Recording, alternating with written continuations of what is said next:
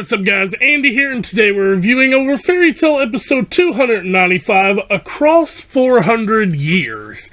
Really cool episode, honestly. We learned a lot of stuff that I didn't actually know because the whole manga got spilled for me, and I read some of the chapters when I probably shouldn't have. But at the time, this season was not even comprehensible, to be honest.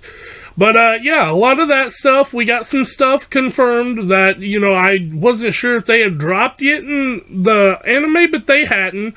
And, overall, it was a really solid episode, and it ended off on a little bit of a cliffhanger. I don't think too much of it, though, because it's a cliffhanger with Natsu, so, I mean, like, you know, something's gonna happen, but, yeah, like I said, overall solid episode, and, you know, there is a few big things I want to talk about, but let's go ahead and jump right into this episode, alright? Your lips, they tasted like those cigarettes, staring at the moon.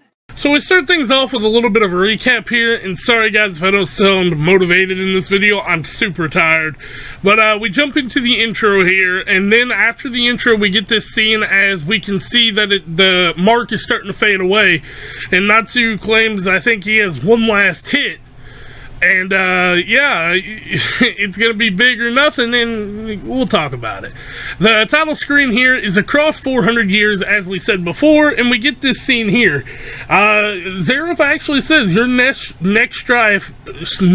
strike could end me, even though I'm immortal, if I could talk today.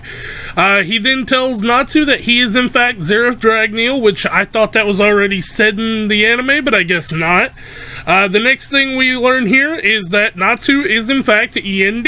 Okay, that's another thing that I wasn't sure if it was in the anime or not, but apparently it is. It is 100%.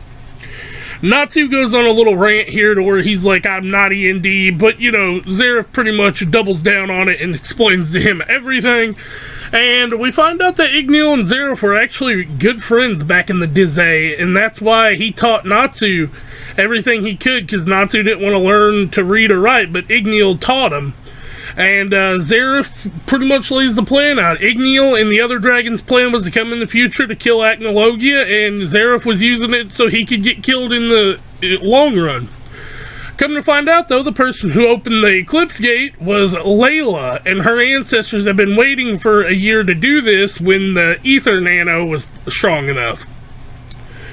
This scene right here, though, stops Natsu. Well, doesn't stop Natsu, because Natsu was going to kill him anyway, because, you know, he is a part of the Book of END. And Happy says, I don't want you to die, and you can see he stops Natsu mid-attack. His little paws are burnt, and he pulls him away and takes him off, and then Zeref says, there's no one left stopping me, resume. Have the troops resume their advance to Fairy Tail. So everything's going here. We cut over to Hargion, where they've pretty much taken Hargion guards out, but I mean, the guards aren't really nothing. Cool little thing that comes up next is we find out who Neonheart is, or what he looks like halfway anyway, and that he is a loner. He doesn't like to be around people, so that's a cool little character trope that we might see play up in the future. Mermaid Hill and Lamia Scale are there, and they're going to be trying to take this out, but it didn't look good for them. Kagura and Leon are really their only strong suits, besides maybe Shelia. Cut to this little scene here. You know, it's just a cute little scene. I'm not exactly sure why I took this picture, or why I screenshotted this, but I just thought it was cute. Next we get Bloodman, which I always thought this dude's name was Bradman. Like, I don't know if I've said that before. I thought his name was Bradman, but apparently not. Cutting over to God Serena and the other Wizard Saints, August and Jacob are there, and they took out Bosco. So, yeah, they're coming, and this right here was the kicker for me. Marin comes in, and she's like, can you undo these? I can't wait to play with this guild hall. And Marin says, I'm sick of you bossing me around like I'm your slave, and proceeds to choke her out, and she's presumably dead, but I don't think she's completely dead. We cut back over to Kagura fighting here. Cool little scene. We find out, I forget her name, the blonde Spriggan 12. Forgot her name, sorry about that. But she has like some kind of magic to where like she manipulates with time. I guess. I'm not sure. It's not like, what's her name's Old Tears, but it's kind of weird. And I got a feeling Kagura is not going to be able to beat her head on, but I think Urza is coming, so it's going to be a good little fight there. And then our last scene here, Happy's taking Natsu back to Magnolia, and he's like, Natsu, what's wrong? And Natsu appears to be lifeless.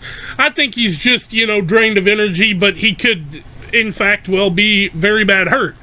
But that's the end of the episode. Like I said, pretty solid episode. I'm really happy about the whole backstory thing, that it's finally explained. I'm really happy to see the whole scene with Sting and Rogue getting strung up by Bloodman, even though I thought it was Bradman. Kind of want to see what happened to Brandish here, so yeah. Without further ado, guys, if you like this video or you just want to help me out, don't forget to like, comment, and subscribe, and I'll catch you all next time. Peace out. Feeling like it's out gear, driving towards the sun with a rose and a gun. Feel the wind in my hair, going nowhere, I swear.